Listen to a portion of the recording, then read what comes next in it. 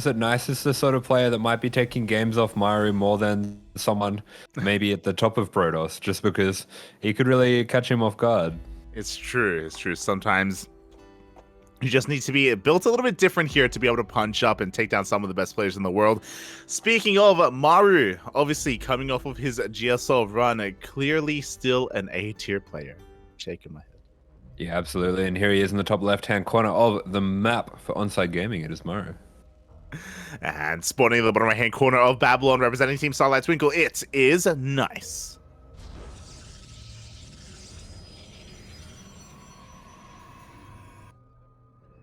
And we do have a very early probe going out on the map. In fact, this is, unless it's just to harass the probe, this could even be for a cannon rush, but no, I think it's a little bit too early for that. It looks like he's just going to be annoying, trying to stop the Rax from going down, but no, the Rax does go down in its normal place, so doesn't quite get the annoyance that he's looking for yet. Not yet, not yet. But I like where your head's at, you know. I think you are really just showcasing what we want to be seeing here from Nice, because he has gone toe-to-toe with the best of them. I remember that in Home Story Cup a couple of months ago, he did take games off of Clem as well. So Nice can be really like kind of unpredictable, and especially in a best-of-2 format. I want to believe that he can somehow catch Maru off guard. Yeah, so this early scout definitely bringing it to Maru, but seeing as he didn't block that Rax or anything like that, he didn't really get too much done with it as the stream is down. Oh, the stream just went down. Oh, we're back. Yeah, it's look, we just a couple of connectivity issues, but it looks like we are back. It's all good. As you were saying, nothing too crazy here, just a little bit of an annoyance coming out from Nice. But yeah, he has been on the rise recently. He's always been at the top of Taiwan, and for quite some time has been able to supersede Haas. And yeah, I haven't seen too much of his TVP recently, though, I'll be honest. Yeah, last time I saw him, he was playing around with some weird stuff. I know he does have a he has a 2-base Phoenix Colossus all in, which is pretty wild. But at least so far, nothing too crazy. Maru going to be going for his Reaper Reactor, Factory Expand, which is something that he has been doing in TVP for pretty much a non-stop for 2 years now. He just really likes this build. It's really solid and safe, and he's not too scared of being slightly behind versus Protoss players, just because he is, of course, so flexible and strong in all areas of this matchup. Yeah, I think we were talking about it a couple of weeks ago, but in this new meta of Rax expands and TVP, really it's like Maru who stands against that. I think out of all the top tier Terran players, is one of them that still does more often than not go for these more like less economic openers here in the matchup. Yeah, I mean, Maru was someone who was always doing double gas even before it was in the meta, and I would say that Reaper Expand is usually what you see in TVP, and it was just that the double gas was flowing into meta for a little bit. You do often see that with Maru anyway. He kind of sets the meta, and then everyone moves away from it, and he still just has this insane breadth of builds. He doesn't really like to follow the usual trends. It kind of just seems like, honestly, it doesn't even seem like he plays double gas necessarily because he thinks it's better. It's just that he can basically do anything. Yeah, he's just maybe just more comfortable with it, you know. Maybe it's kind of like the beyond a 2 Rax opener in TVZ sort of thing, where, you know, they're just that accustomed to it. They, even if it maybe sets them behind in other aspects, they're just so confident in their play anyway, it doesn't even matter. But yeah, from here we're going to be going into our Widowmine drop opener, and Nice is going to be attempting to scout this with the hallucination. Yes, it's going to be pretty early Widowmine drop here. It's going to be 3 mines as well, so this can be a little bit difficult to deal with, especially with a sentry opener. He will scout out vaguely what's happening, but he's sending his units across the map. This is not going to be great for him, actually, because it means he'll have nothing at home to defend the mine drop, so it's going to be up to Maru's multitasking to make sure he gets full damage with the mine drop while defending on the front here. Yeah, but this is going to be pretty committed. We have quite a number of gateways at home already, by the way, and we do see Nice pushing on forward here. He did hallucinate earlier, so he doesn't really have any energy for a force field, so the sentry not too useful in the front lines. Yeah, just kind of adding DPS there. Looks like Maru dealing with it quite well. Nice. He's paying attention, so he will pull them. Oh, but the rebar is going to be nasty. Oh my god, the second mine shot's going to be going off, and 12 probes go down in the natural. That was only 2 mines, by the way. I believe there's a third one that's trying to slip into the main base, and Maru also defends at home. Yeah, I mean, this is... okay, looks like he might have left one of his mines at home just to defend, so just brought the 2 mines across, but... This is why Maru's so good with this build, is because it is a bit of a skill check build. It does sometimes come down to if you can multitask better than your opponent, and the answer for Maru most of the time is going to be yes. He is dropping here on the Stalkers, but he does bring everything home. So as well as doing that 14 now probes of damage, he does relieve the pressure on himself as well. So he just has a massive lead at this point. Yeah, he really does. Such an economic lead. On top of that, the fact that Nice wanted to be aggressive, he even threw down a proxy pylon behind his army so we can warp in aggressively across the map. I think he already had 4 gateways at the time. And now his tech is delayed. Just now we see Nice throwing down his Twilight Council. Just now we see him throwing down that Robo. Yeah, pretty much has to go all in from here, and there we go. We do see charge starting straight up, so looks like it is going to be some kind of 2-base play, but actually he is throwing down extra gases as well, so this is interesting. It might be a big charge Colossus play just to keep himself safe. It's a bit of a strange way to go about it, but interesting. Yeah, very interesting. We'll see what that gas is going to be used for. We can see the Templar Archives being thrown down, so it looks like Charged Archon is going to be the composition of choice. But we'll keep an eye on whether or not Nice takes a 3rd base, if he goes for that 2-base all-in anyway, or if he tries to expand behind it. Yeah, there we go. We're already going up to 5 gateways here, so it's definitely looking like it's going to be a 2-base all-in. Interesting that he's taking the extra gas. I think this could also be for Storm. I have seen some charged Storm breaks on 2 bases quite a lot. I think that would be an interesting way to try to make a bit of a comeback here. Yeah, we do see a scan into the main base or in between the bases. I believe the Templar Archives was hidden, and as you said it, Asher, there it is. Storm is indeed on the way, and I believe it was not spotted by the scan. Yeah, not at all, but it looks like Maru going to be going for this move out anyway, and this is going to hit before Storm finishes, so Nice is going to have very little prepared for this. He hasn't really been able to get up a critical mass of Zealots either, so charge is not going to be particularly useful here. Yeah, this could be a game-ending push. Nice is trying to get ready back at home. He's throwing down a 2nd shield battery on top of the ramp. Storm is just over halfway done. He's already got a couple of High Templar gathering that energy, but he needs to buy some time. He needs Maru to give him some time. Yeah, Maru's setting up this push patiently, but he does have that time. The High Templar don't really have enough energy for these storms anyway, so if Maru can put off enough pressure on, he might even be able to force him just to morph in Archons to survive. But wow, both batteries have gone down already. That really hurts Nice's chances of holding here. Yeah, no shield battery, no overcharge, no nothing here after the natural base. We do have a Storm, but the Storm connects with Marauders more than anything. We still have so many more Marines behind this for Maru. Yeah, and Nice has so few units, he's having trouble dealing with a single mine here. He is trying to clear this out, but Maru's being so patient, only pushing forward with a couple of units here, and nothing really taking too much damage from the Storms. GG is called, and pretty easy first game for Maru here. Yeah, GG, well played. You know, there's a reason why Maru is ranked as an A-class player, because he's that damn good. No, but he's amazing at what he does, and yeah, he didn't really break too much of a sweat there in game 1. Yeah, I mean, that mine reborrow was very nicely done, and it just took advantage of Nice being forced to multitask by his own volition, actually, so maybe he won't want to go for that again. Yeah, exactly. I mean, it's a bit of a shame that we didn't really get to see what Nice had planned, because again, he had like 4 gateways back at home, or I think it was 3 gates, but he was intentionally delaying his tech, going for a more aggressive style instead, and he just wasn't able to get into his game. He wasn't able to play any StarCraft. Yeah, it kind of looks like he was looking to throw down a proxy, a gate at the front. I mean, he even brought some probes along to soak up mine shots. So looks like he just wanted to pretty much just warp in off 4 gates at the front of Maru's base before he even got into any of his tech. And yeah, didn't quite work out for him though. Not quite at all. And now it's going to be Nice's map of choice. He does have the luxury of picking the second map here of this best of 2. And Nice, I wonder if he has been having a look at some of the VODs here of the previous season of WTL. Is Nice aware of the Team GP maneuver? Yeah, maybe. I mean, there's some interesting games coming up. We haven't really mentioned it yet, but Spirit vs Solar and Ryung vs Cham, these are not necessarily one-sided matches at all. I could very much see these going either way, despite the Onsyde players being slightly favored. Both Spirit and Cham have been in some very good form lately.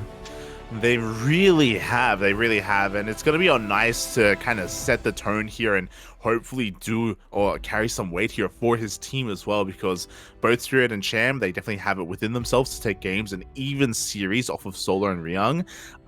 But, you know, if Nice is able to somehow take game 2 here, then that's going to just take away so much pressure from his two teammates. I guess the other big thing to take note of is that Nice did recently join Starlight Twinkle, and now they have a little bit more of a well-rounded team. Yeah, Nice is a very strong Protoss player, so you can see their lineup now. They got one of each race, and it's looking very good. Especially with, I mean, Cham has been a bit of a trailblazer with the Zerg lately, doing some things that are a little bit unusual, a little bit out of meta, but making them work at an extremely high level. So I think it's a good fit for Nice in that way. It really is. It really is. And it really does look, or I do appreciate that they have been able to pick up another player, just because I feel like for a couple of weeks it was like Spirit and Cham carrying the team, and it was Jollywood Loves and Rewhite kind of struggling to like keep up with the caliber of players out there. And no disrespect to them, like they're amazing in their own right, but the reality is that against some of these other world class players, it's so much more difficult for them to punch up or cause any of those upsets. So I do think Nice is a really good addition overall. But despite that, going up against Maru here in the first round is still rough. Yeah, Nice, certainly a tier above though. And it's kind of interesting to see how these teams are coming together post qualifiers as well. Like you'd kind of expect that all these rosters would be full strength coming into the qualifiers, but it's seeming like Starlight Twinkle and Mystery Gaming as well are both adding quite a lot of strong players to their roster as they go. Yeah, it's really, really interesting to see them kind of round themselves out here and look better and better week after week. I think the next team that we're all going to be looking at is probably going to be Storm Gaming. I don't know if you saw, but it was 2 days ago, KJ tweeted that they weren't really satisfied with their performance in WTL, and they were looking to make some roster changes for their team. What changes will that be? I'm not too sure. I don't know if they plan to pick up some other players that are currently teamless or something along those lines. Definitely something to keep an eye out for. Yeah, I mean, I love the players on Storm, but it is quite plain to see sometimes that MaxPax is outperforming the rest of the roster by quite a lot. So I can understand wanting to bolster the roster though. 100%. We'll see who they add, as it looks like Nice. My best now. What? Oh. Do you think that's all it took? You just had to take a game off Nice? Do you think they heard me heckling them for it? Oh my god. Yeah, you know what? That's why we had a bit of an extended break there. It wasn't Nice picking the map. It was the WTL admins. Yeah. But let's go. It looks like they have rectified something that they should have quite some time ago. Mid-broadcast, Maru, he's ranked up. He's evolved into an S tier player. Yeah, I mean, I don't know how much FIFA you played live, but I always think of Maru and Cyril as kind of the Messi and Cristiano Ronaldo of like FIFA. Whereas every year when the cards come out, you're like seeing which one's going to be higher, and it's always those two. But here we go. One of the top players in the world in the bottom left-hand corner here. This is Maru. And spawning in the top right-hand corner of Altitude, representing Starlight Twinkle, it is Nice. Maru's messy though, because he's short. Oh, let's go. Who's Pele? Who's he? That would be like MMA or boxer or something. Oh, the Ryung, papi, Ryung, right? Yeah. Hey, Pele doesn't play anymore. Do you think I know that? He's like a coach or something. Maybe CranKy. Wait, he's the sports minister of Brazil. Yeah, and he's still out there on the field, papi. He's crazy. Oh my god. Wait, no, he died last year. Oh, kid. Man. I didn't know that. Aye. Oh, he died like a few months ago. You're an animal, like. Oh my god. No respect. Oh no. Oh, Yaku and I, we're gonna have to change our soccer memes. I mean, you probably should change them anyway because he's been retired for like 20 years. Who you say? Messi? Yeah, Messi. And Messi. Ronaldinho? Yeah? Ronaldinho has been retired for like 10 years too. Cristiano Ronaldo. Do you want me to teach you a meme, like? Oh, wait. Ronaldinho's retired? When? Of course. What do you mean, of course? Years ago. He's like the best player in the world. Yeah, years ago. Ronaldinho. Let's have a look. He hasn't played in so long, man. No shot, mate. He's playing just last week. When was the last time he played? Yeah, okay. So last time he was on a good team was 2011. Yeah, see? 2011. You know? That's 12 years ago. Nah, I mean, COVID messes That's up older than timeline. StarCraft. Oh my god, really? About the same. I think WoW came out 2011. Yeah. So 2010. So clearly, I have noticed that all your knowledge of all sports and everything just kind of stops when Wings of Liberty comes out. That's interesting. Look, the best it players, says a lot. right? There's Ronaldinho for soccer. For tennis, there's Rafael, right? Oh, is he still? He's still somewhat relevant. Yeah, no, yeah, Rafael. He's not the best. The best now is Djokovic, I think. Who? Djokovic. Oh, The Serbian player. Yeah, he played against Nadal. Yeah. I'm surprised you didn't say Roger Federer. Nah, that's too wide. That's too wide for me. That's They're like, the best player, Leighton Hewitt, obviously. Oh my god. Well, it's good to hear that Rafael is still playing. Though. He's still playing. There you go. Yeah. I'm not completely outdated yet. Towards the end of it, but yeah. No, Ronaldinho has not been playing for a long time. I have to teach you the Cristiano Ronaldo meme. So when he scores a goal, he goes, ooh. He jumps in the air. Did you like make a motion with your body? I can't see you, Papi. The cams aren't on. I don't. Did you do something? I did a little, yeah. Okay, yeah. But he jumps in the air and then he lands and he goes, Soo. What's the? I feel like a hand movement is used with the Sue, right? Yeah, kind of. Yeah. Okay. It's like a you can't see me is like a John Cena thing. Is it like that, or is it? No, it's full body. Full Yeah, body. Yeah. Mate, he's from Portugal. He's got European blood. Okay. He's got passion, Papi. All right, well, speaking a little bit about the game itself, we do see Nice going for a Stargate Phoenix opener here overall. Wasn't able to deal too much damage. Did take a couple of mines to the face, and the Phoenixes are heavily bruised already, as Maru's going to be pushing out, and in a way, very Bjarnes, despite the opener. He has no fear. He makes the Raven.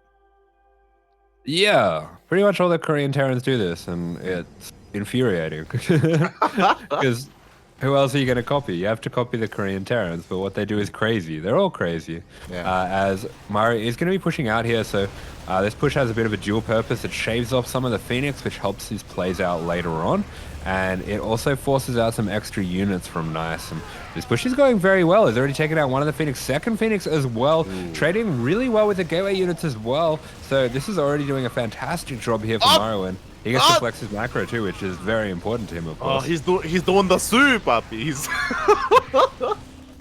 the Viking drop micro. They're just getting as much DPS as possible, as much value as possible. Gets another Stalker towards the end there, and sure, we did throw away a lot of units, but as you were saying, did force a massive reaction, and Maru does have a third CC behind it. He's playing mech. He's got 2 more factories on the way. Oh my god. He's having fun. Oh my god. He's crazy. Yeah, Maru has no respect. When he gets ahead, he just does whatever he wants. So this is wild. This is going to be crazy. This is going to be really interesting. It means we're going to get a bit more of a game as well. Yeah, okay. So historically, we don't really get too many players playing mech here in TVP. I've seen Special do it, and maybe TY once or twice. Not too sure here. So I'm really curious to see what kind of composition Maru's going to go for and how he plays this out. Okay, he's going for Magfield. So Maru he's kind of a troll. He's just that good that he just trolls people because he thinks it's funny, and Well, I mean, it's gonna be funny. he's in a good mood because they just told him that, hey, you know, now he's an S tier player. You know, like he's leveled up, and he's like now he knows that he can get away with it.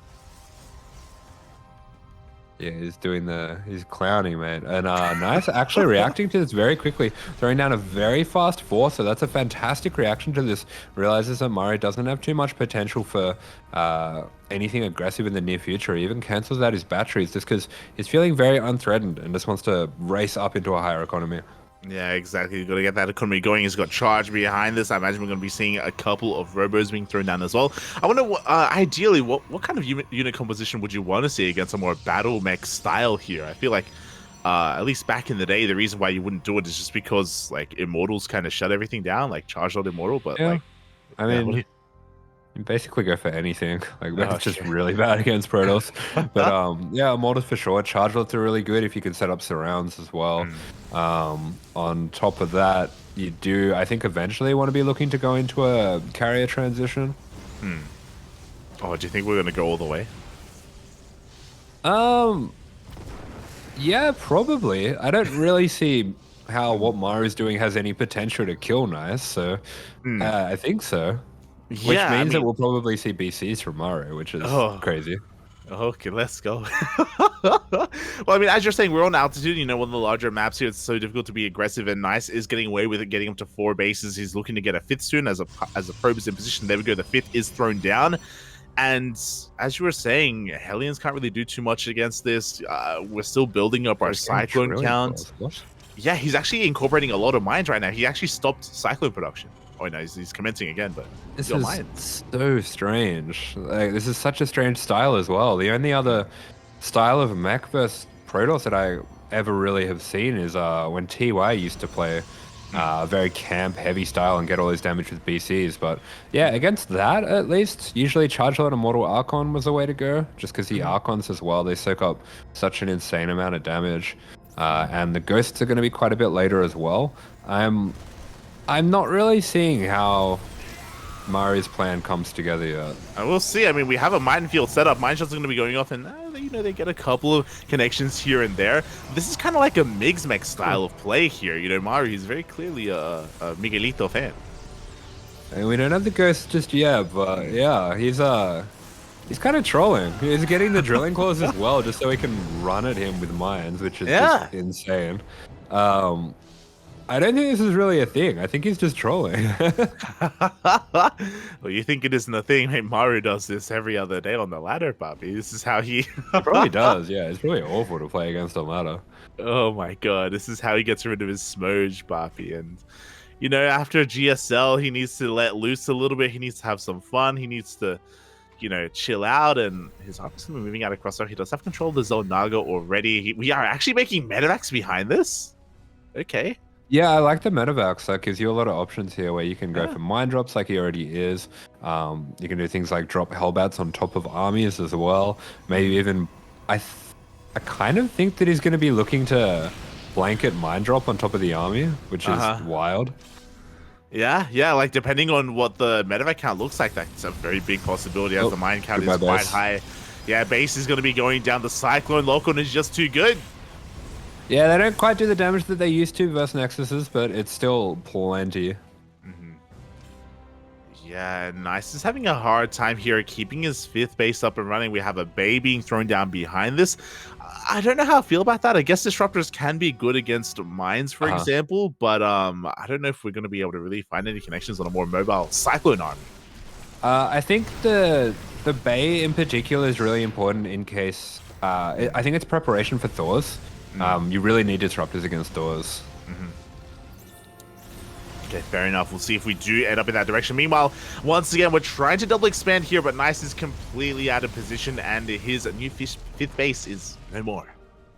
Yeah, and Maru doing the right thing behind this as well. Just going to be throwing down heaps of CCs, getting up that orbital bank here. Something that he's so good at in all of his matchups, but it's especially important here. But This is a pretty scary moment. I mean, you can see that Maru, he's doing a really good job being active on the map as much as he can, because this is not the kind of army that you want to be caught defending with. It's really the kind of army that you want to be kiting the Protoss across the map with. So he's doing a really good job being very active with this. Yeah, exactly. So do you see a couple of mine shots going to be going off on these Zelts, and as the Zelts run out, these Cyclones can get out of control. I do worry that Nice is maybe losing a little bit too much. Oh my god. No, he actually just lost an insane amount. As you were saying, these Cyclones, basically, each one gets a lock on, each one gets a kill, and that is just not the kind of trades that Nice can be taking. We even have mines waddling into the middle here, taking out probes on the natural, and Maru is just styling on Nice here. This is mean. This is actually mean. He's clowning on Nice right now. I can see the Protoss post. I mean, PVT was already unwinnable, but mate, Terran can do whatever they want, Papi.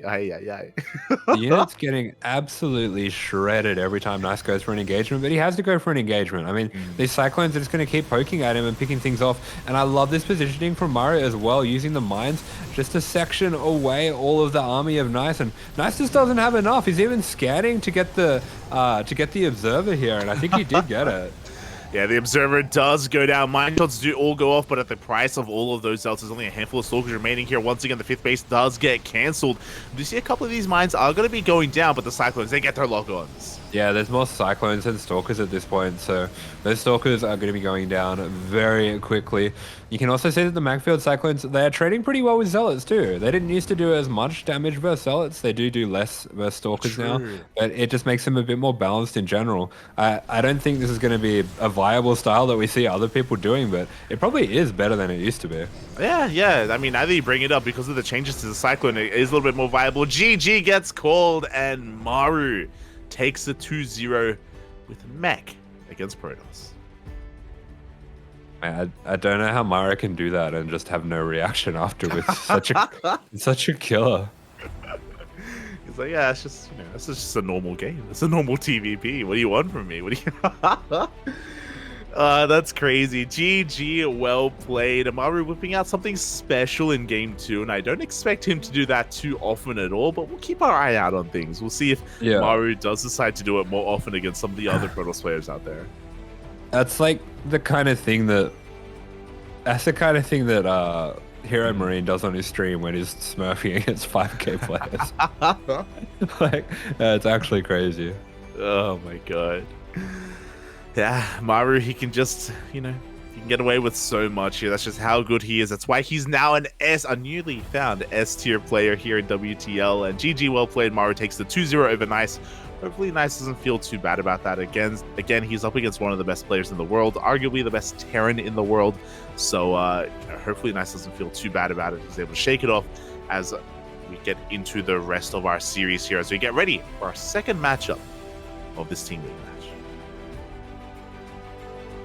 Yeah, okay, so we are going to be coming into Solar vs Spirit, and it's going to be a very exciting match. Solar has been looking like one of the best, most consistent Zergs around lately, in a time where we don't have many consistent Zergs and many very top level Zergs, especially in Korea. It feels like it's basically just him and Dark at the moment, holding down the fort. Pretty much the yin and yang of Zerg in Korea. Solar is looking actually pretty amazing. In these past couple of weeks, he's been really performing quite well in these open tournaments, in these weekly tournaments like the KFC, like the ESL Asia, like the ESL Americas as well. So Solar has been on fire. Meanwhile, so has Spirit. He's been slowly on the rise ever since the start of the year. Yeah, Spirit has been really doing well lately. He was always a strong player. I mean, I know casters always like to talk about him as the training partner, the practice partner, which is kind of mean. But I mean, he's better than that. I don't know if he was before. Maybe I wasn't paying close enough attention, but he's putting in some fantastic results. I mean, I'm just having a look at his Wikipedia. He won an ESL Open Cup beating Clem, won an ESL Open Cup beating Showtime, won the Wardy April Open beating Beyond. Like, he's winning all of these weeklies against top players. 3-0'd Hero Marine to win one of the ESL Open Cups. Like, he's doing extremely well lately. Yeah, I feel like when casters kind of bring that up about Spirit, that's kind of like the Laser Lord meme, where it once was, something applicable to Spirit, but since then he has kind of broken free, he's come into his own, he is really becoming such an amazing player here, and for a long time he was one of the best tones in Europe, but now it's like even more apparent that he is not just good in Europe, but also against all these other world-class players. Yeah, in the same way that we saw Hero Marine turn from maybe an A tier player into an S tier player in the context of Europe, I feel like we've seen the Spirit turn from B to A, where he is starting to threaten to break into that top tier, and he's closing the gap between himself and maybe Clem and Hero Marine. Yeah, I 100% am behind that sentiment, and another big step for him is going to be to try to take games and maybe the series off of Solar, because I am very curious to see how this goes. Spirit quite often is greedy in this matchup, and Solar is not the kind of player to punish that early on. I don't really feel like he's like dark to go for like these early pulls or early Roach Warrens, so I do think that this is maybe a good matchup for Spirit. Yeah, I think Solar's more of a player that likes to get himself safely into the mid game and then hit his punishes in more of a mid-game context. He is a very good late-game player as well. I think it would be interesting to see these players clash in the late game, because that is Spirit's speciality, of course. He does pretty willingly go to the late game with just about anyone, and I do think that's where he's most likely to be able to hang with Solar. Solar, conversely, I think will probably be looking to just roll him over in the mid-game, especially if he's playing Hydroling Ban. 100%. I can definitely see that happening as well. But when we do get into the mid game, that's where maybe Spirit will have a little bit of a boost because of the early game greed that he can go for. We'll keep an eye on things when it comes to the openers and see if he does go for something like that. Meanwhile, we have our player stats. Solar coming in as an A tier player, Spirit with a B. Not too bad here, but I think maybe he deserves to be bumped up a little bit in recent times. Yeah, perhaps. I mean, I think they have slowly edged him up, but we've seen that they have some pretty disrespectful ratings at times. I think they gave a Laser a C as well. I feel like a Laser and Spirit are at similar levels, but anyway, here we go. Bottom right hand corner for Onsyde Gaming. This is Solar. And spawning in the top left hand corner of Gresvan, we have his opponent, the Polish Terran player representing Starlight Twinkle. It is Spirit. Yeah, so what you were referring to, of course, that more greedy players, the CC first openers that Spirit likes to go for, and we did see him instead throwing down a Rax here, and I was thinking that versus Solar, against a player that he does respect a bit more than maybe his peers, he might be more likely to go for a safer build, and it looks like at least so far he is going to be playing standard. So far, it is going to be standard play coming out from Spirit, and we can always save some of those more economic openers for later on down the series. If things don't go his way, maybe he can use it to bounce back in game 2. But until then, a more standard opener. Likewise, same with Solo, going for a Hatch Gas Pool. It is funny, because I feel like if there's any map to do it, this does seem like a very good map to go for a CC first 3CC opener, but I guess he is just expecting. I know Solar does occasionally play some builds such as 9 Roach openers, which he could still go for here, by the way. But Spirit, yeah, he is still going to be doing something a little bit weird, opening up with a Marine first. Yeah, he's going to be going for the Marine first instead. We'll see what he does move on to from here. And I agree, like, typically when it comes to Spirit's greedy openers, I feel like Gresvan is the map that we see him do it most on. Meanwhile, we have an SCV sneaking around at the southern half of the map. Yeah, okay, I think this might be a Hellion drop with a proxy starport. The Marine first, one thing that it does do is it allows you to get your factory before the depot, and that means that you can switch that onto a reactor maybe 10, 15, almost seconds earlier, maybe more like 10 seconds earlier. You get those Hellions a lot faster either way. And yeah, okay, with that double gas going down, it does look like he's going for some 2-base player. Yeah, exactly. And we'll see what gets thrown down there towards the south. Meanwhile, for the time being, Solar's none the wiser. Of course, he did confirm that there was no Reaper, so he knows about the Marine first for the time being, and he's just going to be sending his Ling across the map to get confirmation of what is going on. Meanwhile, the starport is on the way, but it's not at home. Yeah, okay, so it is in fact that proxy starport. So going to be a Hellion drop, something a little bit unusual in this matchup. We see it more often in TVP, definitely. And oh, the scout gets in and sees no starport. That's a pretty big Oh. mistake by Spirit. Yeah, this is a huge scout for Solo. I think we just saw a reaction on cams there from Spirit as well after he realized the Ling did slip in. And Solar, he is good enough of a player to recognize that some of the production is missing. Yeah, I'm not really sure how he missed that link coming up. So that's a huge tell for Solar. Solar's going to know it's a proxy starport. Usually this would be for fast liberator, but yeah, okay, there we go. Solar finds it right away. And I was going to say as well, I don't really see people do this in TVZ at all. I've seen Clem go for occasionally a proxy starport for slightly faster liberator, but for a Hellion drop is very unusual. This is Hellion drop's something that went out of fashion a long time ago, but used to be a bit more popular. Yeah, I 100% can agree with that as well. You know, I've seen maybe proxy liberators before, but these drops are something you see a lot more in some of the other matchups instead. Meanwhile, the Hellions are going to go into the main base. There are a couple of Lings and Queens, and they are enough to swat this away. At the same time, Solo goes for a Ling run by. Yeah, beautiful timing on the Ling run by there, and we're going to be seeing a few of those SCVs going down. Quite a lot of those SCVs going down, actually. They just weren't going down because they were being run, but they are dead anyway. So Solar getting huge damage, Spirit getting no damage with a very committed opener. And yeah, Solar just, as always, he is the textbook Zerg player if you want to know how to deal with anything weird, how to go for a punish versus anything. He is just an encyclopedia of just solid Zerg player. Yeah, exactly. And this is already just so much damage being done. 10 SCVs go down, maybe even a couple of Hellions as well. There we go. One Hellion does fall. Even a couple more workers are being focus fired. And this is just such a great start here for Solar. Yeah, some very cute micro from Spirit, but he just doesn't really have enough to work with here. And Solar, he's got such a good killer instinct. Throwing down a Roach Warren behind this, realizes it's just not going to be enough units to hold any kind of attack like that.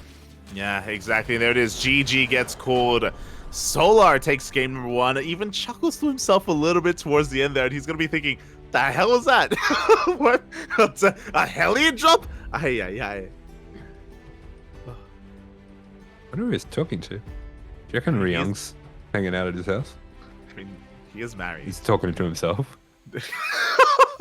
does live with his wife, but sure, maybe he's talking to himself. Oh, just Kuro came in. Ragnarok is there? Oh, okay. Oh, interesting. Okay. There you go.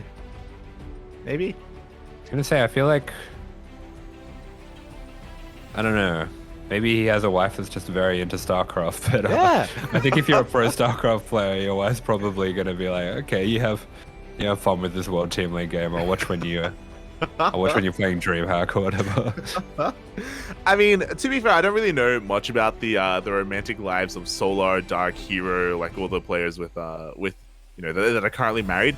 But I know it was a little bit before your time. I wouldn't be surprised if a lot of their wives were maybe fans as well. Like, they were all pretty big names in Pro League, and they had a lot of like fan clubs and fangirls and all that stuff. Like, I don't know. I wouldn't be surprised if that was in some way like correlated, but which would be pretty cool. Creepy. Not really what I was going for, but what I'm saying is like also into StarCraft. That'd be pretty sick. Okay. Yeah, maybe. Yeah. Maybe. She's a fan. Big fan. As here he is, spotting the bottom right hand corner.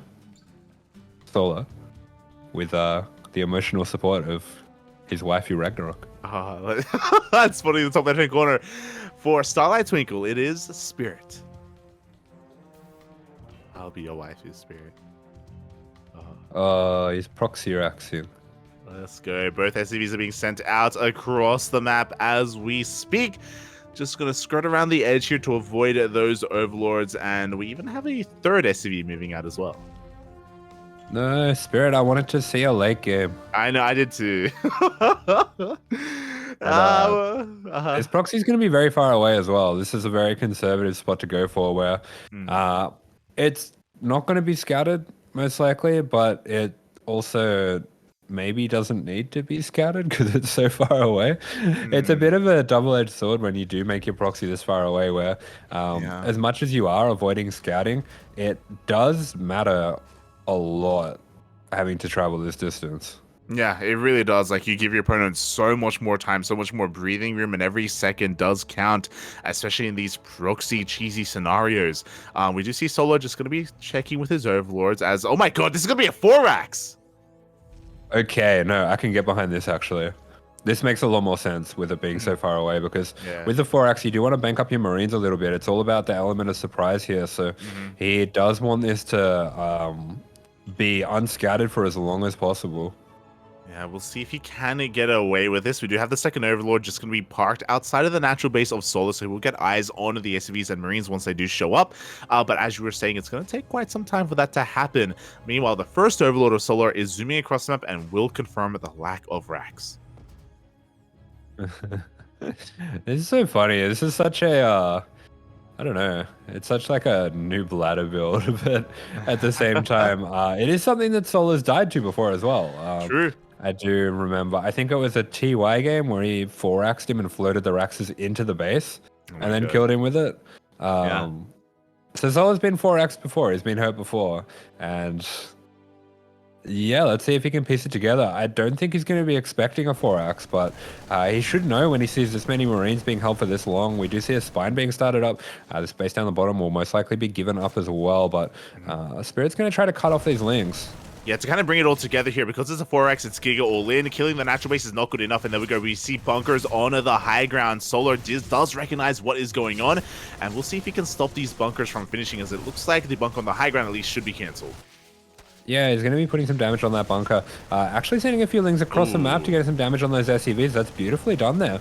The spine is coming down to the low ground, so this is a bit of a risky moment here for Solar, and we do see that he's bringing the drones to be able to get it down safely. It does arrive safely, but this hatch at least will be going down. The Queens are in trouble now. The Ling's actually blocking them. Yeah, exactly. One queen does fall. The link count is getting quite high, though, and we're going to be able to push this back. But as you were saying, there are just too many Marines, and this hatchery is under threat. But link speed kicks in. Yeah, speed finishes, but the Lings go without the support of the spine or the Queens. And actually, this Marine count is staying at a critical mass here, where it's going to be shaving off the Lings. It's going to be taking down this Queen. It can take down the spine without being bothered here now, and that's a huge element of the defense here of Solar.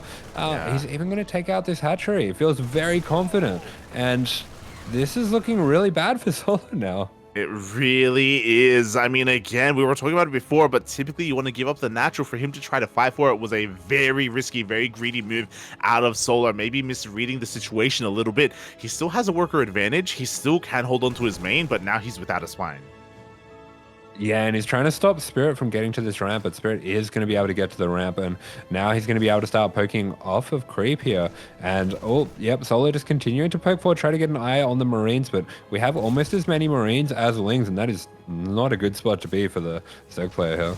Yeah, it really isn't. And I mean, Solar, he's going to be waiting for the moment here for when these Marines commit to a big fight on creep. It looks like Solar may be setting up another one of these spine crawlers.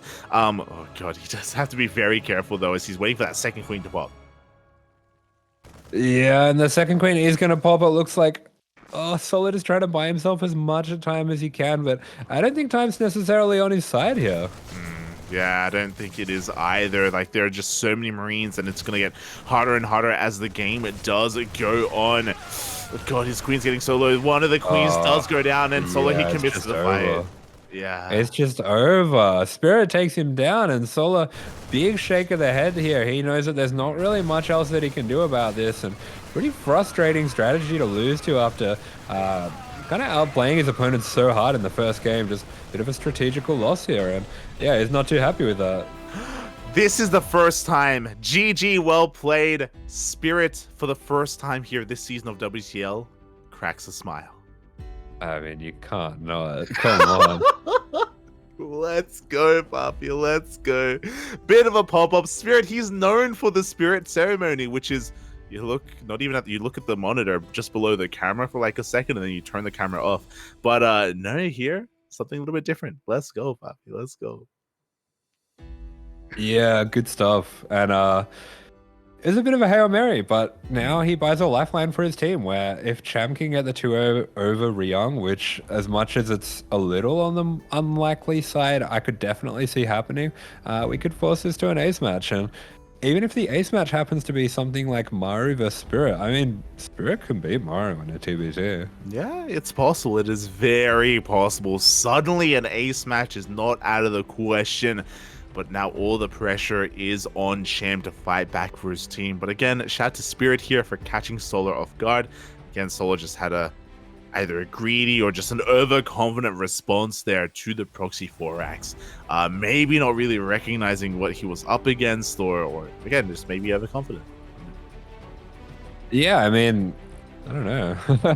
I actually don't know what the hold is for a proxy 4x. I couldn't really tell you whether he did it wrong or if he just didn't get the scout properly, but definitely looks pretty tough. Yeah, it really does. Really does. Oh boy. Well, with that, again, our last set here of this series is going to be Ryung versus Cham. If Cham takes the 2-0, then we force the ace match. Ryung just has to win one game, and Onsyde Gaming will take the series. Okay, and here he is getting the nod for B tier. 70. It's a little rough, but I don't hate it. I think that's not too bad. And okay, Cham gonna be a little bit lower. I feel like these are relatively evenly matched players. I do think Ryung is slightly better, but it really does depend on the day. I mean, we've seen S tier Ryung before, we've seen D tier Ryung before. It just depends how he's feeling, and to be fair, we've only seen S tier Ryung maybe once or twice, but it's pretty special when it happens. Look, it's been like 3 times, okay? And it's been amazing every single I can only remember. Well, with you, to be fair, it's been once against Dark. Last week, Yako and I, we casted KFC and Ryung popped off and he took down Hero in a TVP 2-0. 2-0. Actually, that's not the first time recently that he's beat Hero either. There you go, man. Look at that. He's harnessing his inner S tier. It's still in there, mate. He's still got it. Just, you know, he has to recharge after he pops off, you know. It takes a while. It takes a while. Yeah, so we'll have to see what kind of form he is in today, as here he is in the bottom right-hand corner of the map for Onsyde, Ryung, the tuner. And spawning in the top left-hand corner of Neo Humanity, we have representing Starlight Twinkle, Cham. Oh, I saw you posted the meme. Oh, yeah. Oh my god. It's it's timestamped and everything. Yeah. Yeah, it's the Sue. Oh. He kind of jumps in the air. He jumps in the air, then he like exposes he lands. his crotch. Yeah. He does, yeah. He does, with power and gusto. With power, he like splooshes on the ground. Yeah, and then his teammates, they just want it. They just run at him. They're like, give me that. This is not what I thought Ronaldo would look like, but okay. Oh, really? Yeah. I've only seen Ronaldinho. Oh, well, Ronaldinho is Brazilian. Ronaldo's from Portugal. Yeah. There you go. Yeah. Well, with that, we are jumping into, of course, our first game here, or potentially our final set between Onsyde Gaming and Starlight Twinkle. Oh boy, the pressure is on El Chamaco. Can he whip it out, Bobby? Can he suit? We have seen him doing very well in World Team League. He's been a bit of a star for the teams that he's been playing for, and he has been looking to be a really good pickup here for Starlight Twinkle and a really strong part of the roster. Pretty dependable in this kind of Team League format. Yeah, he is part of the core team or the foundation of Starlight Twinkle after his pretty respectable run representing Team GP last season and last year. Oh boy, so we'll see if he can do it for his team again like he has in the past. It's still going to be a tough one though, especially because Ryung is sometimes a wild card when it comes to his state of play, his state of mind, what he's looking like. As we do see Ryung just going to be delaying that third hatchery and Yeah, that was cute by Cham, but We do see the delay. Not quite as good as he would have hoped for. He would have loved to get that drone, but it is just being annoying and forcing Cham to, go for these distractor tricks when there's not really a better third to take. Cham's pretty comfortable here on 2 bases, though. It's true. It's true. Cham, more often than not, will stay on 2 bases anyway, so he is still in his element. He's still in his zone. Yeah, it looks like the drone did go down. Also, I don't know if you saw, but when the extractor did come up, like Ryung, he shook his head pretty hard. Yeah, he wasn't happy. Yeah, it was a funny little dance there between the units, and maybe frustration with ping or something like that. But I guess he thought that he should have done better there. Either way, we are seeing Ryung as well. He's got the dark beard. Do you reckon they Los Hermanos de la Belt? Excuse me?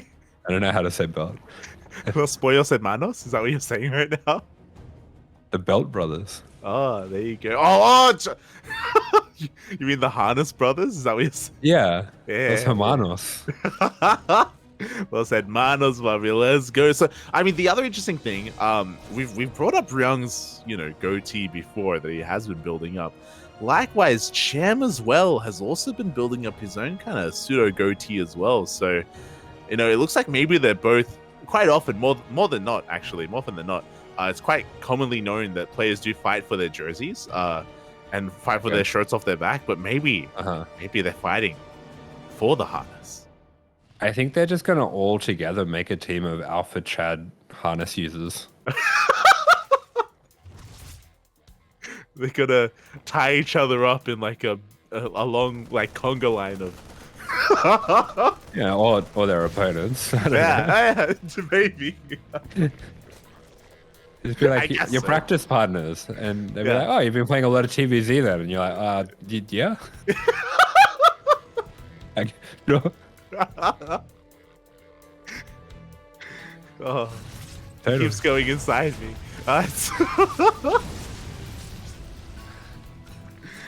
Oh no.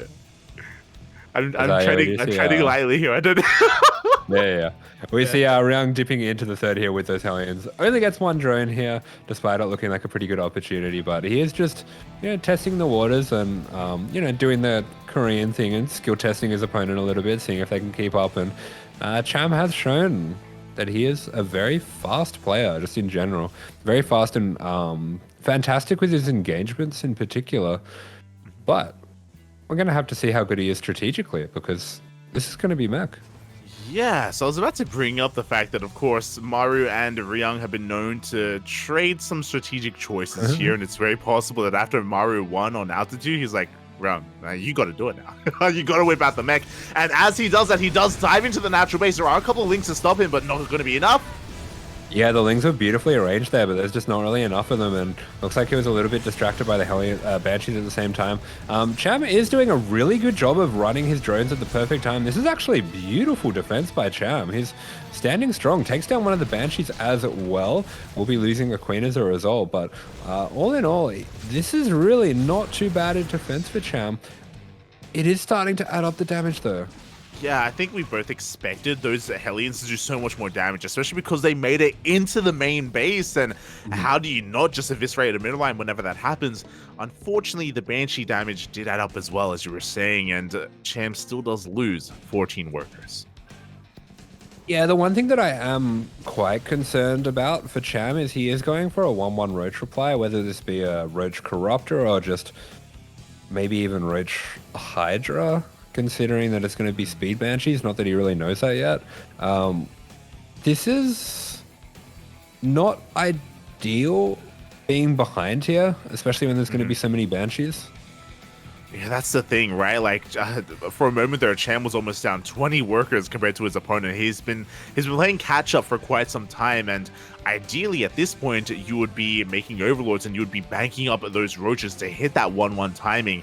And that does mean that this push from Cham is going to be that much weaker if he did intend to hit a timing.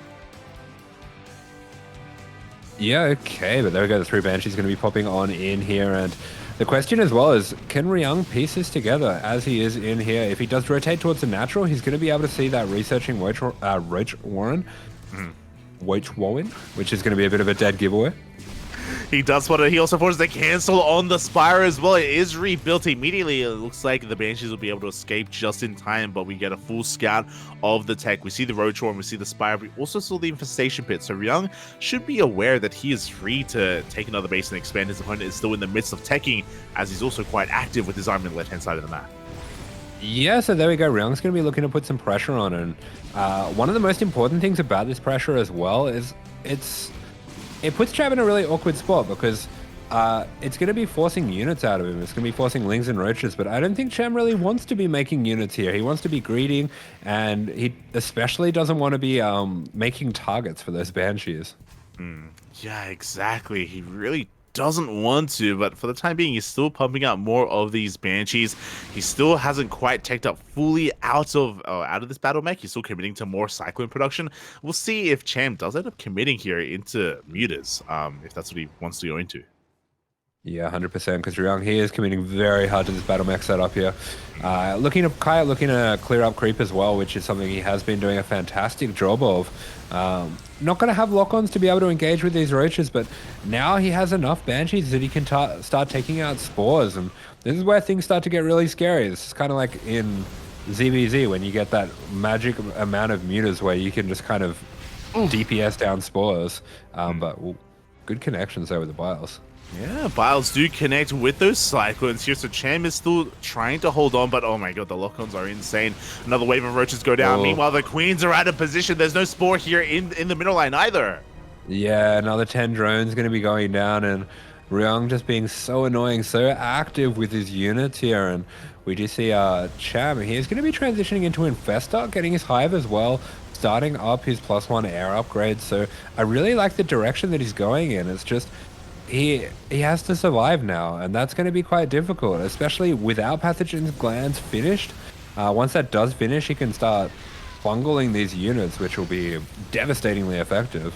Oh yeah, exactly, but can he live long enough for that to happen? We do see a couple more Biles connecting with their Hellions at least, so Cham is trading as efficiently as possible, but again, he's still down in supply. He's still struggling to keep up in the army, and Ryung is soon to max out. Yeah, now the Banshees are linking up with this army, and it feels like Ryung, he's just bled off enough of Cham's army that he can take this fight now, and that's exactly what he's going to be doing. The Banshees dipping in, trying to take out Ravagers, but these Cyclones, they are starting to snowball. They're starting to overwhelm, and everything is just melting here for Cham. Yeah, the Banshees, they actually wedge themselves in between the natural and the fourth base, taking out the reinforcements. GG gets called, and Ryung takes the first game. Yeah, beautiful game by Ryung there. Absolutely bullying Cham from start to finish, and he confirms the win for Onsyde Gaming. There it is. GG. Well played. Onsyde Gaming will take the series in the end, but we don't have the final score yet. We will still play out the best of 2. Cham still has a chance here to fight back for himself for some WTL points. A champs? What? He has a champs? A champs? A chance? Because his name's Cham. Are you okay? Are you okay, Papi? Yeah, it's okay. a champs. You're saying champs with a P, right? Am I crazy? Okay. It's like a chance, but yeah, Chams. He has a Chams. Yeah, exactly. Yeah. You get it. Was it you? Were you making like puns yesterday in the chat as well? Were you a part of that? Yeah. The engineering bay. Yeah. He was keeping clever bay. That was a good one though. That was a good one. You did. Yeah. You did better yesterday. Yeah. Totally. That's fine. I'm okay with that. As here we go. Bottom left-hand corner of Altitude. This is Ryung. Spawning in the top right-hand corner of Altitude, we have for Starlight Twinkle, Cham.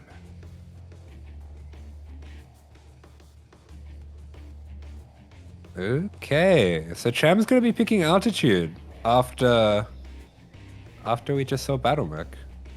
Interesting. It is interesting here, you know, is Cham trying to goad Ryung into more mech? Or does he have something else in store for us here? Regardless, because of the larger map, Cham is going to have maybe a little bit more breathing room and a little bit more time to react overall. Yeah, I'm really curious what the thought process here for Cham. Yeah, I mean, we've previously seen in other matchups Cham be very effective with Mutalisks on this map, and Mhm. I think that's not going to be very effective against what Ryung was going for in that last game, but potentially he's just thinking that if he has a bit more room to work with, he can be more effective against Ryung. And I mean, we have no guarantee either that Ryung's going to be going for that mech strategy again.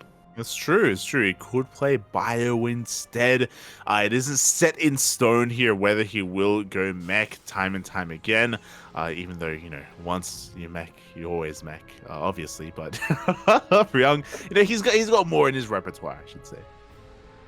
Yeah, for sure. I mean, I do think this is a really fantastic map for speed banshee strategies, just because the bases are so far apart from each other. The same reason mutas are good as Yeah. oh, look at those sponsors. Oh, take it away, Poppy. Take it away. It's the Oh, the shark with the cookie. yeah. He loves What? that cookie. Oh boy, It's a mouse. it's a cookie. It's no. Don't you take his cookie from him? He's a gamer. It's a No, gaming mouse. it's a cookie. I'm What would you sorry. rather have, a gaming mouse or a cookie? You know, what kind of cookie are we talking about there? That's the question. Literally any. Any cookie?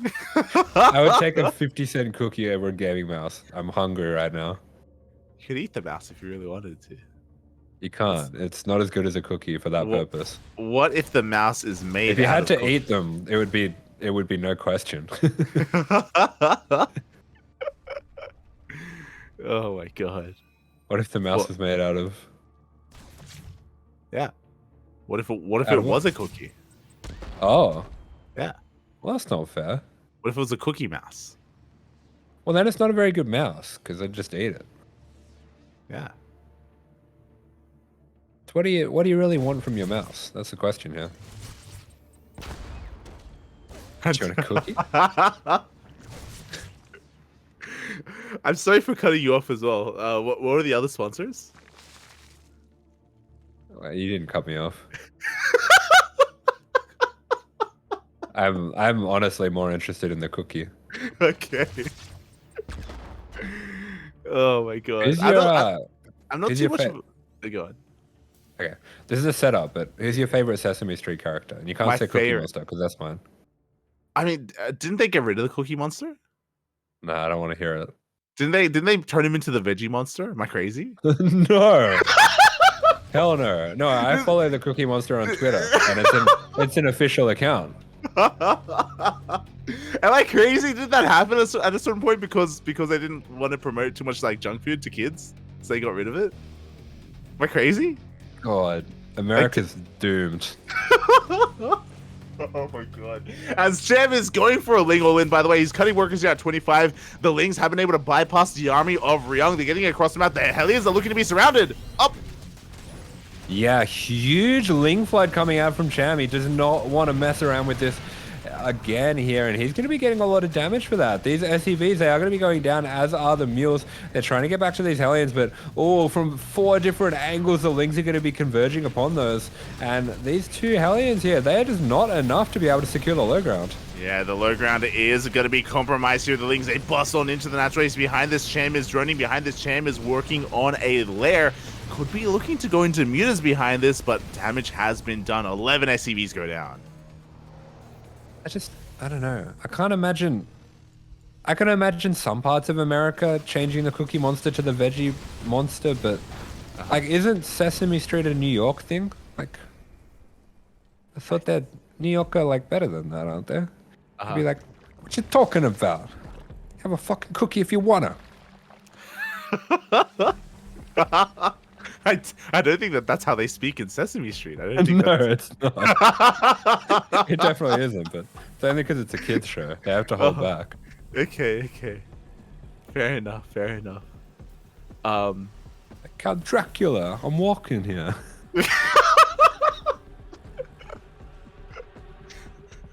1, 2, 3, get out of here. You can count to 3. I'm about to count to 3, and you're still here. Oh my god. I want to watch the Sesame Street that you were watching, mate. That's crazy. Yeah. As all right, we're seeing it again. We're seeing factories. We're seeing speed banshees. Yeah, and once again, we have that Spire as we suspected, but the Banshees do confirm it as well. The Spire has been scouted. Yeah, okay, so... Oh, that, that. Looks like World Team League are keeping their router in Cham's Spire and got a bit of a... bit of disruption there.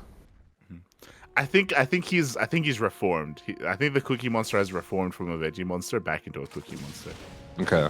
Yeah. I think it was just a phase. I do remember... I don't know why I saw these episodes as an adult, but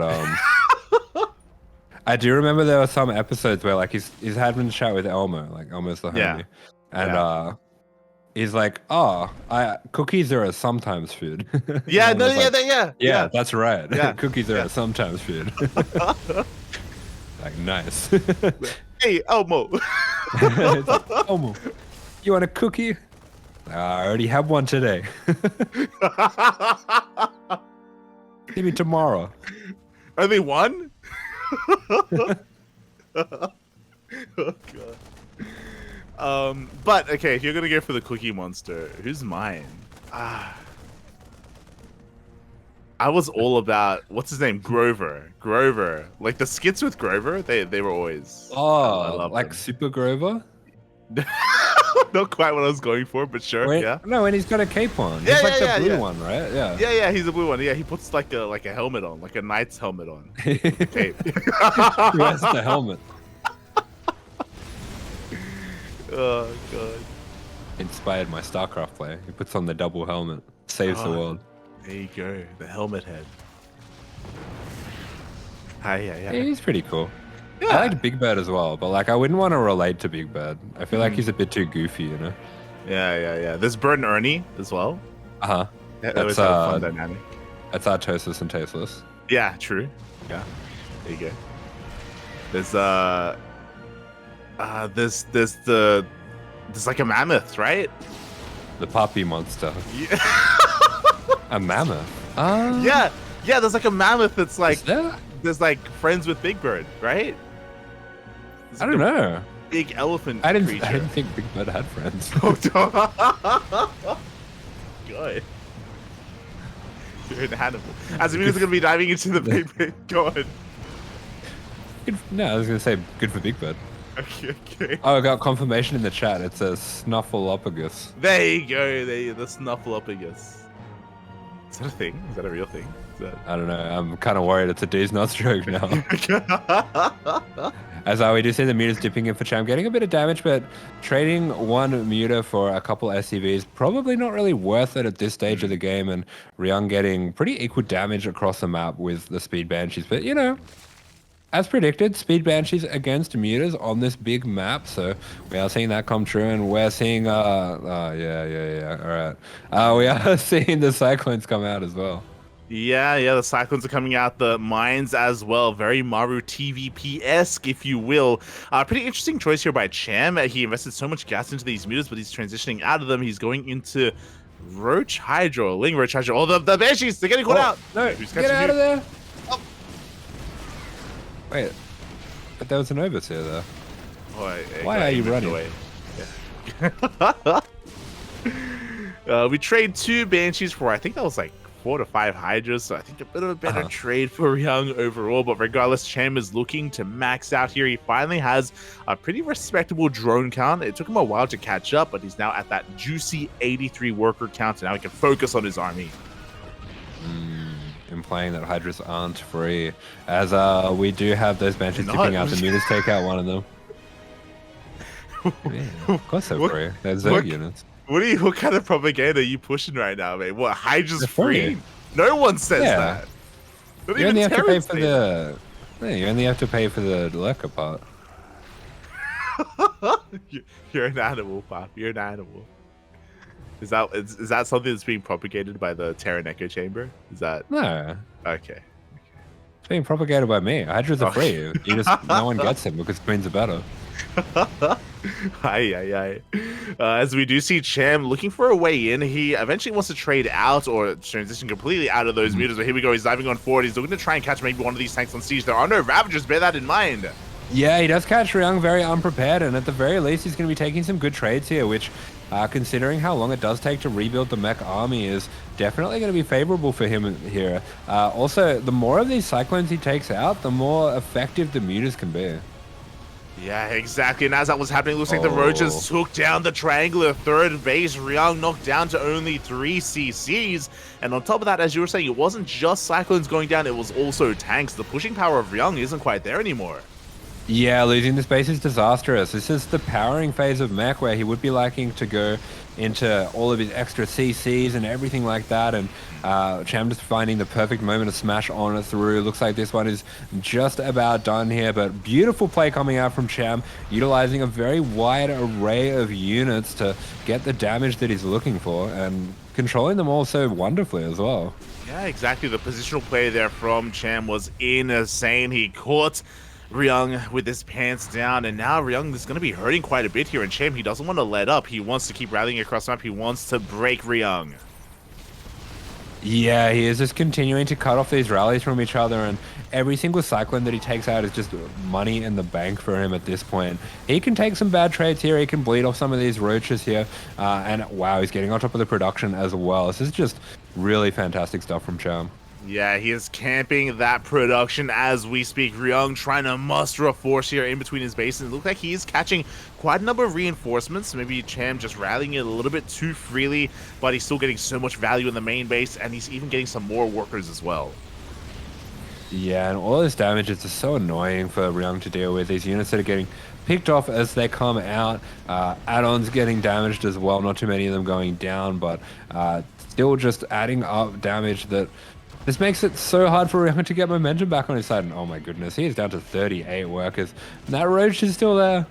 Oh, the Roach is still alive in the main base. Finally, it's going to go down. Finally, Ryung has regained control of his own bases. But at this point, Cham has 5 bases up and running. He's working on his 6th base. He's remaxing on Roach Hydra. And he's looking to push in again. Yeah, all the momentum for Ryung completely gone, and Cham just taking fantastic trades. His economy just booming behind this as well as he starts to swallow up the map, and this is just a really rough spot for Ryung. This is one of the weaknesses as well of this style. Without the tanks to support, you really do have to be on the front foot all the time. You really do. You need to be active. You need to be keeping the Zerg player back at home. We were kind of talking about it earlier when it came to the TVP of Maru, how you want to be fighting across the map and guiding the army all the way back home. But alas, Ryung wasn't able to do that until really now. At this point, it may just be too late. Yeah, great surround coming in from Cham as well, and these Hydras will go down, but that is all of the mech units battered and bruised, and with that, Ryung is going to be denied mining once again. Actually, the CC even goes down, and that could just be it here. It feels like he is absolutely on his last breath here. Yeah, exactly. GG gets called, and Cham, he fights back for himself, for his team, and ties it up 1-1 against Ryung. Mate, he fights back for the RGB Turtle Beach headphones. Oh, let's go. They're made out of cookies. The COD Xbox 360 RGB no-scope headphones. Let's go. Let's go, Papa. Let's go. GG, well played. Cham ties it up 1-1. This is what we were talking about. Cham and Spirit, they have been the foundation of SLT. They both were able to take games off of their opponents in high caliber, their high caliber opponents in Solar and Ryung, but weren't quite able to bring it back to the ace match in the end. And yeah, Onsyde, they take the first series. Yeah, Onsyde, of course, one of the top of the ladder teams, but Starlight Twinkle showing that they are definitely a top 7 contender here.